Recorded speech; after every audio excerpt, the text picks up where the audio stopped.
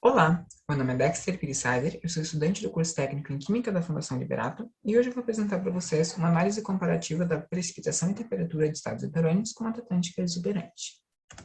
Tal qual o título, esse também é o tema da pesquisa. Mas por que fazê-la? A Mata Atlântica é um bioma de suma importância para o ecossistema brasileiro.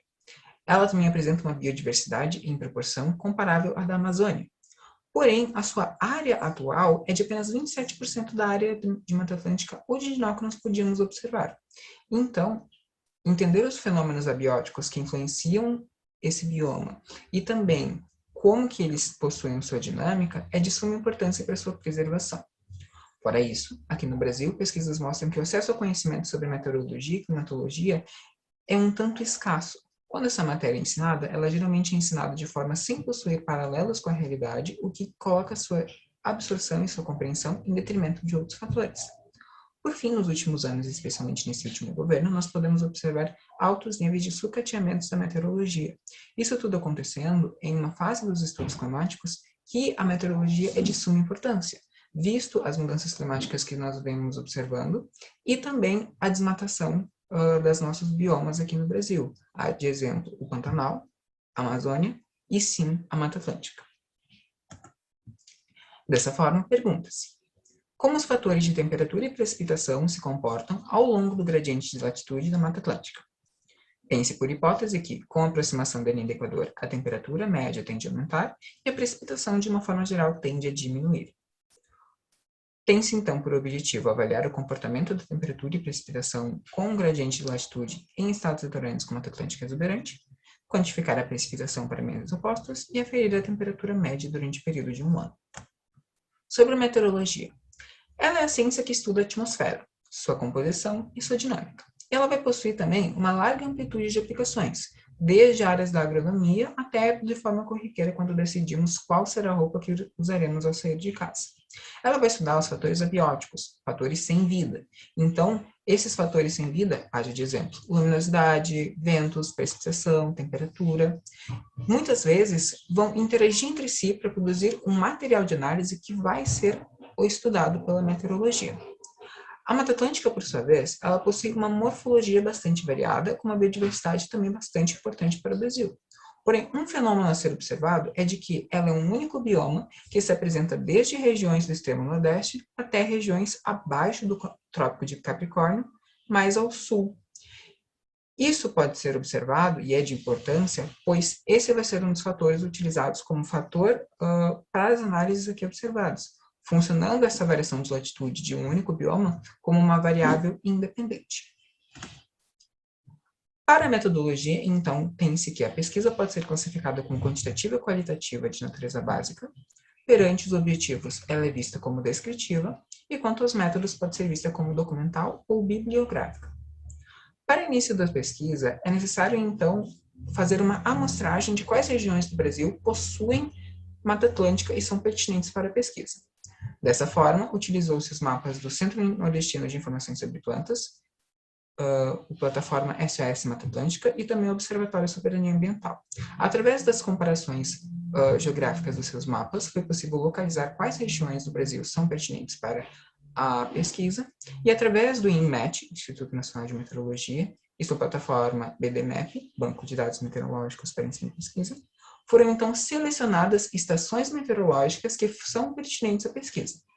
Dessas estações pertinentes que possuem Mata Atlântica, foram retirados os dados de temperatura para o período de abril de 2020 até abril de 2021 e precipitação para os meses de junho e dezembro exclusivamente de 2020.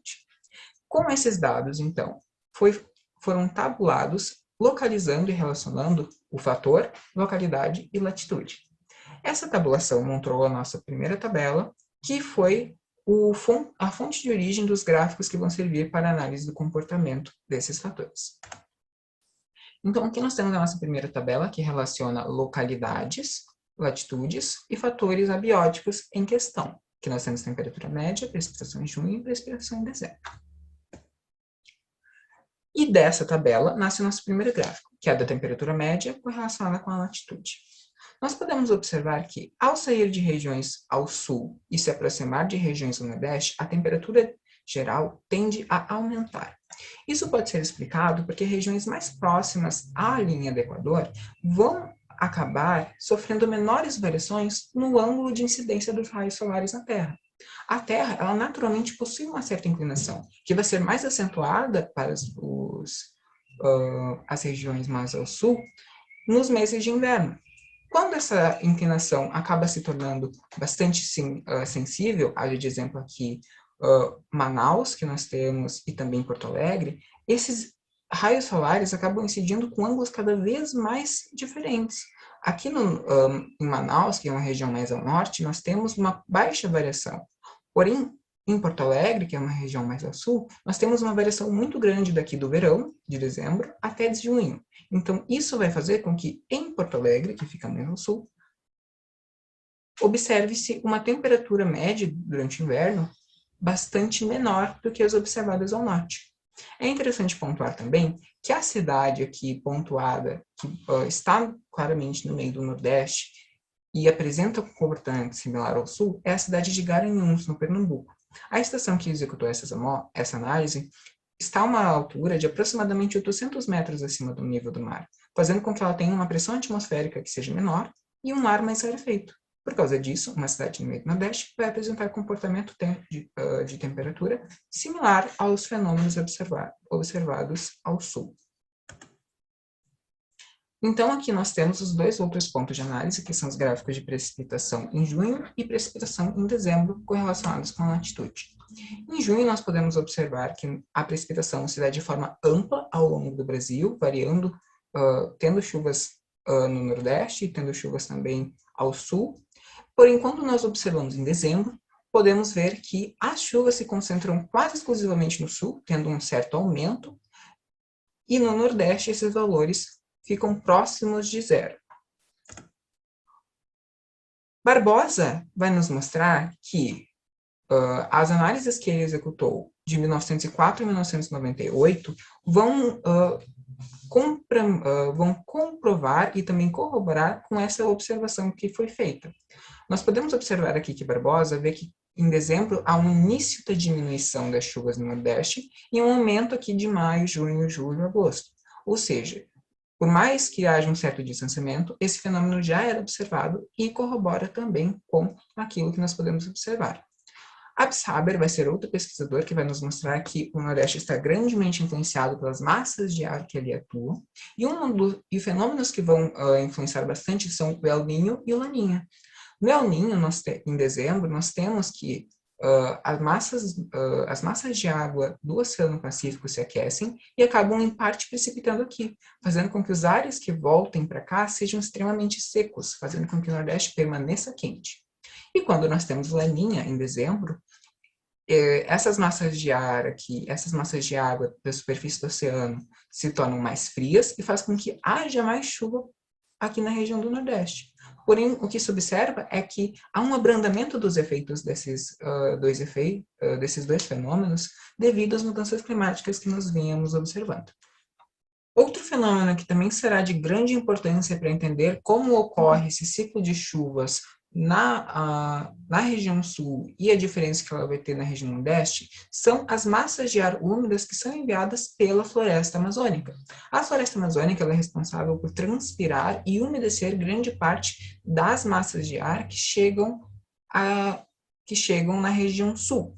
Como essas massas de ar acabam viajando para as regiões sul, elas acabam encontrando no meio do caminho uma cordilheira, a Cordilheira dos Andes, que vai impedir que elas consigam precipitar para regiões mais ao sul ainda.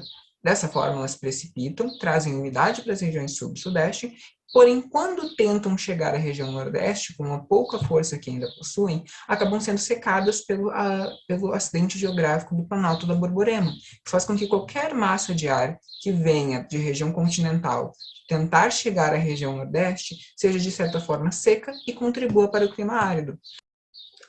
Concluindo, pode-se perceber, então, que a temperatura tende a aumentar com a aproximação da linha do Equador e a precipitação, de uma forma geral, se dá de forma mais abrangente durante o mês de junho e muito mais restrita ao sul durante o mês de dezembro.